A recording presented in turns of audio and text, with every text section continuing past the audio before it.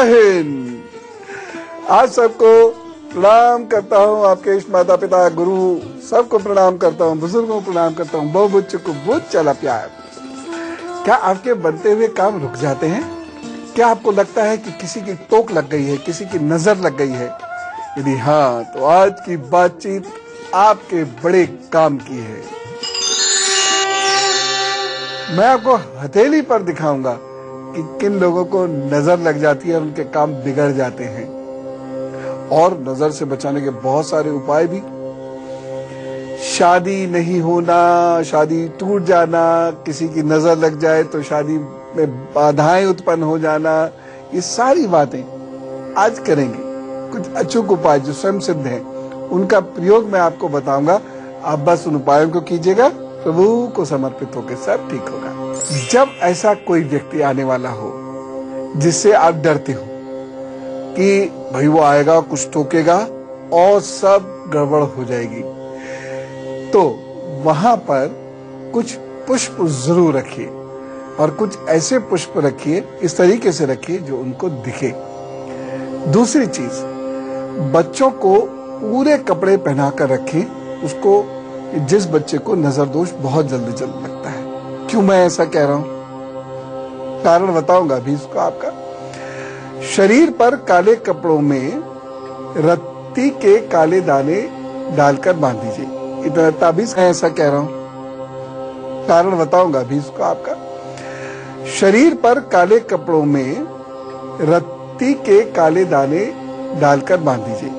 इतना ताबीज की तरह से जैसे कर लेते हैं ना, एक छोटा सा बटुआ सा सिल दीजिए, उसमें रत्ती के दाने डालकर गले में काले धागे में काले कपड़े में करके डाल दीजिए। मुझे उम्मीद है कि उसके बाद नजर नहीं लगेगी। घर में घुसते ही यदि ईश्वर के दर्शन हो, कोई प्रतिमा सुंदर सी जिसकी आप पूजा करते हो, वह प्रतिमा यदि घर में घुसते ही दिख जाए किसी व्यक्ति को, तो उसकी नजर नहीं लग सकती।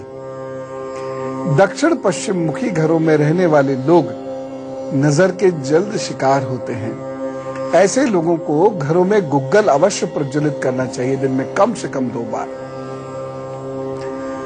बताऊंगा उपाय, चिंता ना करें, बहुत उपाय मेरे पास। लेकिन ये टोक लगना क्या होता है ये जानते हैं। जिन लोगों का शनि और राहु एक खास किस्म का योग करते हैं, उनकी टोक लगने से अच्छे खासे चलते काम में परेशानी आने लगती है। जिन लोगों का मंगल या चंद्रमा कमजोर होता है, उन्हें किसी की टोक बहुत जल्दी लगती है। किसी के टोकते ही उनके काम बंद हो जाते हैं या वो बीमार पड़ जाते हैं। सीधी सी बात है। चंद्र, मंगल, राहु, शनि ये योग यदि है किसी की कुंडली में, तो उसका भाग्य साथ तो देगा ही नहीं। तो वह कुछ भी काम करेगा जिसे वो डिस्क्लोज कर देगा, या जैसे वो खुद भी कहने लगे ये काम बन जाए तो ये हो जाएगा, वो हो जाएगा, ऐसे हो जाएगा, तुरंत डूब जाएगा वो काम।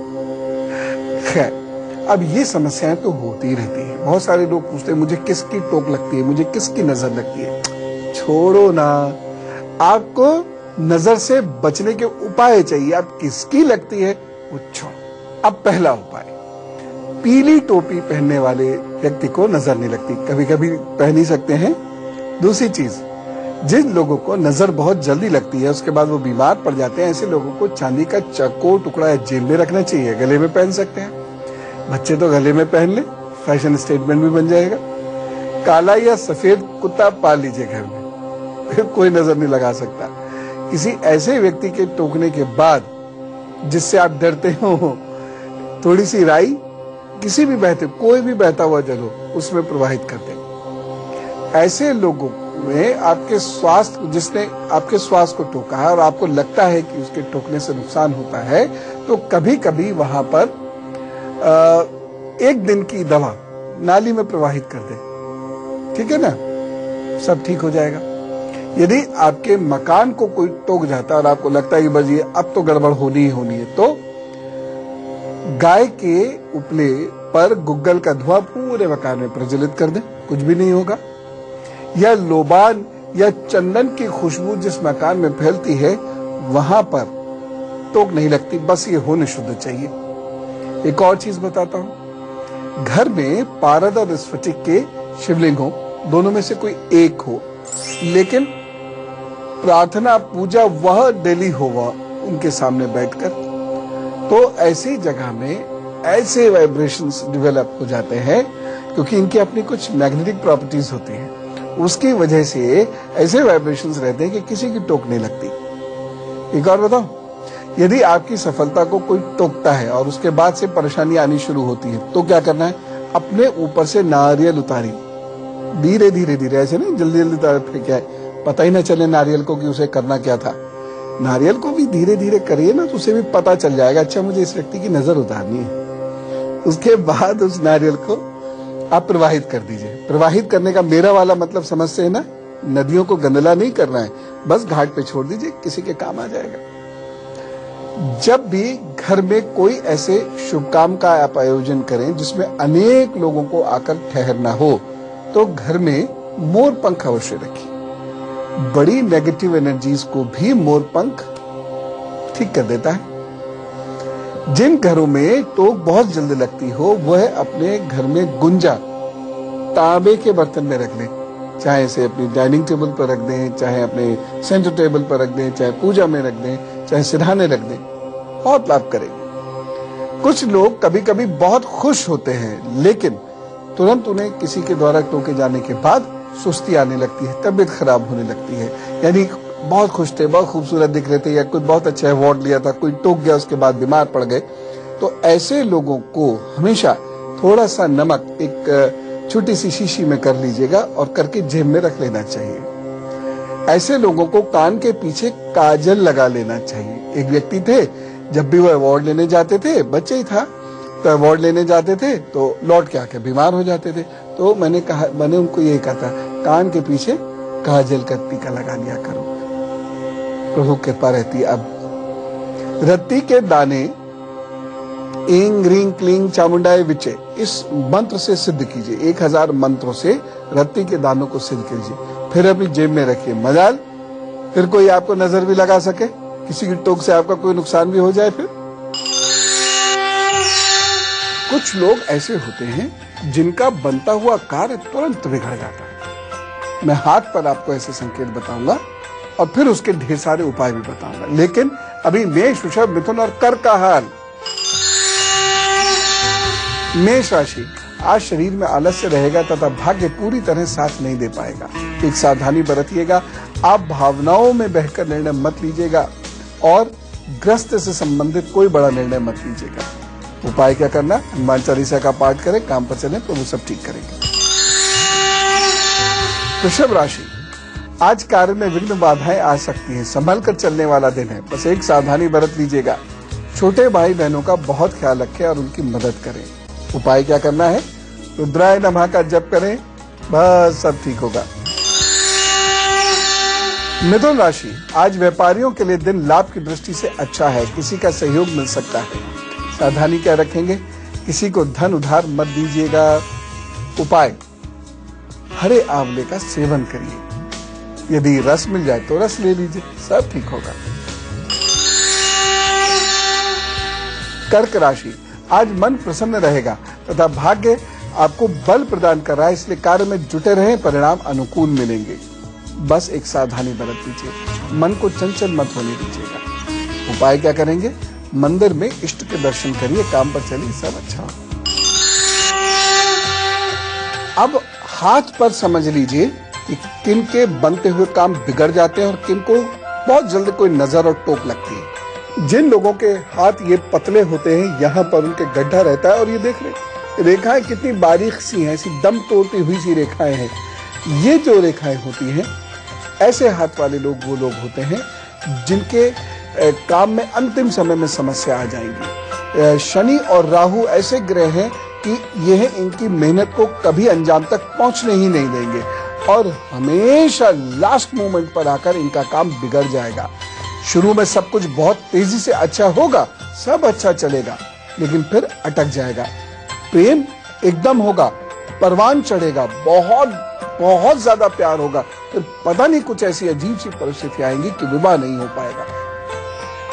बिजनेस चलेगा, एकदम पैसा देगा, लेकिन अचानक रुक जाएगा। और ऐसे ही लोग होते हैं जो जिस काम में हाथ लगा जाते हैं वह काम बिगड़ जाता है। खैर, चिंता मत कीजिए, उपाय हैं हमारे पास, हम उपाय करेंगे तो वो सब ठीक करेंगे। तो आगे क्या है? शादी से जुड़ा हुआ एक बहुत खास मंत्र, जिससे उस मंगल कार्य में किसी की नजर और टोक नहीं लग सके, बताऊंगा। लेकिन उससे पहले सिंह, कन्या, तुला और वृश्चिक का हाल। सिंह राशि, आज का दिन विद्यार्थियों के लिए बहुत शुभ नहीं है, इसलिए थोड़ा सा ध्यान रखें, नहीं तो मन दुखी रहेगा। और हाँ, प्रेम प्रसंगों से दूर रहिएगा, नहीं तो बहुत दुखी रहेंगे। सावधानी, सुपाच्य भोजन लीजिएगा और स्वास्थ्य का ख्याल रखिएगा। उपाय क्या करना है? गायत्री मंत्र का जप कीजिए पूरे तन्मयता के साथ और फिर काम पर चलिए, सब ठीक। कन्या राशि, आज का दिन नए कार्य करने के लिए, खरीदारी करने के लिए, महत्वपूर्ण कार्य करने के लिए अच्छा नहीं है, इसलिए अवॉइड कीजिए सारे काम। एक सावधानी जरूर बरत लीजिएगा। वाहन चलाते समय बहुत विशेष ध्यान दीजिएगा। उपाय क्या करने हैं? गणेश जी के 12 नामों का पाठ करें, फिर घर से निकले, सब अच्छा होगा। तुला राशि, आज आपको कार्यों में सफलता जरूर प्राप्त होगी, अधूरे कार्यों को पूर्ण करने की कोशिश करें। सावधानी, मन चंचलता दिखाएगा, धैर्य का पालन करिए। उपाय क्या करना है? माँ लक्ष्मी को मिश्री का भोग लगाइए और वही थोड़ी सी मिश्री आप भी खाइए और काम पर चलिए। बाकी चीज भी खा लीजिएगा, लेकिन ये उपाय जरूर कर लीजिएगा, फिर काम पर चलिए, सब अच्छा होगा। वृश्चिक राशि, समय साथ दे रहा है, लेकिन आप कुछ ना कुछ गड़बड़ जरूर बोलेंगे, उसकी वजह से तनाव आएगा, ध्यान रखिएगा, खासतौर से दोपहर के बाद।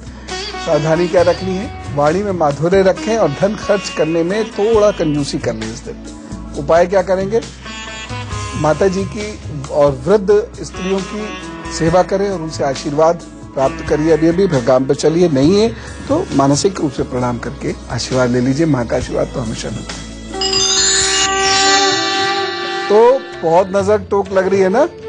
बदली के उपाय हमेशा बचे रहेंगे, आप भी, आपके बच्चे भी, आपके बड़े भी, आपके हर वो व्यक्ति जिसे आप बचाना चाहते हैं बिल्कुल स्पष्ट बच जाएगा। लिखिए, कोई काम शुरू करें तो नाक साफ करके करें। किसी को चतुर्थी, नवमी और अमावस्या के दिन काम शुरू नहीं करना चाहिए। चतुर्थी, नवमी और अमावस्या के दिन कोई भी विशेष काम सोचे भी ना। राहु काल में कोई काम शुरू मत कीजिएगा। किसी पशु पक्षी की सेवा करके ही महत्वपूर्ण कार्य शुरू कीजिए। काम के शुरू में किसी भी हालत में मन मुताब से बचे। काम शुरू हुआ और झगड़ा झंझट हो जाता है, वो काम पे आसानी से बनता नहीं। आवेश से दूर रहिए और जोश में होश मत खोइए। सभी बड़े कामों की शुरुआत में ही प्रसाद जरूर बोल दिया कीजिए प्रभु के लिए। प्रभु, ये मेरा ये प्रसाद है, ये मैं, और प्रसाद प्रभु के लिए नहीं, प्रभु के लोगों के लिए होता है। तो फिर ये हो जाए तो मैं इतने लोगों की सेवा करूंगा, ये होता है हमारा प्रसाद। तो यही, हमारा भगवान तो भाव का भोग लगाता है और बाकी सब भगवान के उन बंदों के लिए जिनके पास भोजन नहीं है, उनकी सेवा करनी चाहिए। जल्दबाजी में कोई काम नहीं करना चाहिए, जिन्हें टोक लगती है, कामों में बाधा आती है। अपने लोग जिनके कामों में बाधाएं आती हैं, अपने कामों के बारे में किसी से अधिक बात नहीं किया करें, नहीं तो वैसे ही नहीं होगा। चंद्रमा को मजबूत जरूर करना चाहिए। विवाह में दिक्कतें बढ़ती चली जा रही हैं, इसलिए मैं लगातार विवाह पर आपको बहुत सारी चीजें बताता रहता हूँ। विवाह होने के लिए भी, और उससे भी महत्वपूर्ण है विवाह टिकना और सही से टिकना। तो मैं कुछ खास चीजें आपको बताऊंगा। अभी बहुत सारे लोगों की टोक लगने की वजह से दाम्पत्य जीवन में बड़ी बाधाएं खड़ी हो जाती हैं, बताता हूं। लेकिन उससे पहले धनु, मकर, कुंभ और मीन का हाल। धनु राशि, आज आपका भाग्य आपका साथ तो दे रहा है, लेकिन अड़चनें आ सकती हैं, लेकिन कार्य पूरी तरह हो जाएगा, इसलिए चिंता ना करें। सावधानी क्या रखनी है? रोग और शत्रुओं से सावधान रहें। उपाय क्या करेंगे? हल्दी का सेवन कीजिएगा, तिलक लगाइएगा। मकर राशि, आज आपका दिन बहुत शुभ नहीं है, मन में बेचैनी रह सकती है, उदासी छाई रह सकती है। इस दिन एक सावधानी चाहिए, महत्वपूर्ण कार्य को टाल दीजिएगा और जीवन साथी का ख्याल रखिएगा। उपाय क्या करेंगे? रुद्राय नमः, शिवलिंग का अभिषेक करें, काम पे चले। कुंभ राशि, आज लाभ के योग बने हुए हैं तथा कोई शुभ कार्य करने का समाचार भी प्राप्त हो सकता है। सावधानी क्या रखनी है, शत्रुओं पर ध्यान मत दीजिएगा, नहीं तो आपको बहुत टेंशन में डाल देंगे। उपाय क्या करना है, गुलाब का इत्र इष्ट को लगाइए, हमको भी लगाइए, लोगों को भी लगाइए, अच्छा रहेगा, दिन बढ़िया बीतेगा। मीन राशि, आज पिता या अधिकारी की कृपा प्राप्त होगी और कार्यस्थल पर अच्छा वातावरण रहेगा। बस एक सावधानी बरतने की जरूरत है, स्त्रियों से माता बहनों की तरह व्यवहार कीजिएगा। उपाय क्या करना है, सूर्य को अर्घ्य दें और 12 नामों को, सूर्य के जो 12 नाम है उनको पढ़ें, काम पे चलें, काम जरूर बनेंगे आपके।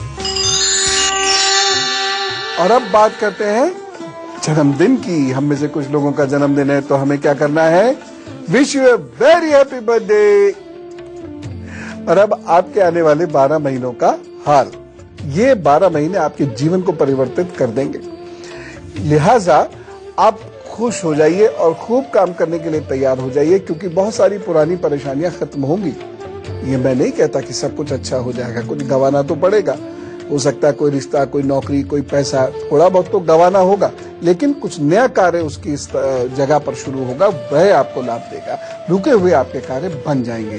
घर के, नौकरी के, कोर्स, प्रमोशन, नए एडमिशन, विवाह आदि संबंधित कार्य आपके बन सकते हैं। एक उपाय करना है, जो भी परिवर्तन हो, अच्छा अथवा बुरा, उसे खुले दिल से स्वीकारे, ईश्वर पर विश्वास रखें और मान के चले कि यह परिवर्तन अच्छा ही सिद्ध होगा आगे जाकर। अपने इष्ट की आराधना कीजिए और शनिवार को पीपल के वृक्ष के नीचे सूर्यास्त के बाद दीपक, जो भी परिवर्तन हो, अच्छा अथवा बुरा, उसे खुले दिल से स्वीकारे, ईश्वर पर विश्वास रखें और मान के चले कि यह परिवर्तन अच्छा ही सिद्ध होगा आगे जाकर। अपने इष्ट की आराधना कीजिए और शनिवार को पीपल के वृक्ष के नीचे सूर्यास्त के बाद दीपक जलाइए और माता पिता के निकट होने का प्रयत्न कीजिएगा। माता पिता से रोजाना आशीर्वाद प्राप्त करने की कोशिश कीजिएगा, वैसे ही बहुत सारी प्रॉब्लम शनि आदि की उससे खत्म हो जाती है। चलिए अब सुख दुख बांटते हैं और इसके लिए आप ये ईमेल आईडी जरा याद रखिए तो goodluckguru@itvnewsindia.com। 100 शब्दों में अपनी समस्या लिख भेजिएगा, नाम और फोन नंबर के साथ। बाकी तो मेरे प्रभु से प्रार्थना है, जिनके भी यहाँ कोई प्रॉब्लम आए, सब प्रभु अपने आप से ठीक कर दें। नरेश जी से बात करते हैं, दिल्ली से हमारे साथ है। राम राम नरेश जी। गुरुजी प्रणाम। जी प्रणाम। गुरुजी मेरी डेट ऑफ बर्थ है, हाँ, 21 मार्च 1968। क्या है, दोबारा बता दीजिए। 21 मार्च 1968, हाँ, सुबह 10:30 बजे।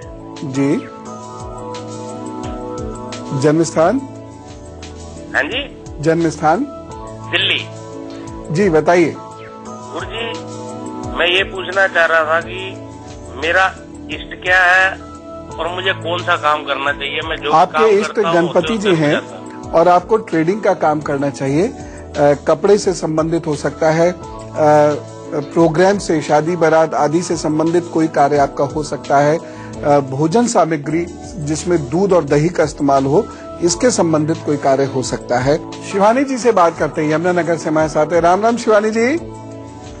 राम राम पंडित जी। राम राम जी। मेरी डेट ऑफ बर्थ है 17 अगस्त 1976, सुबह 8:55, सुबह के AM,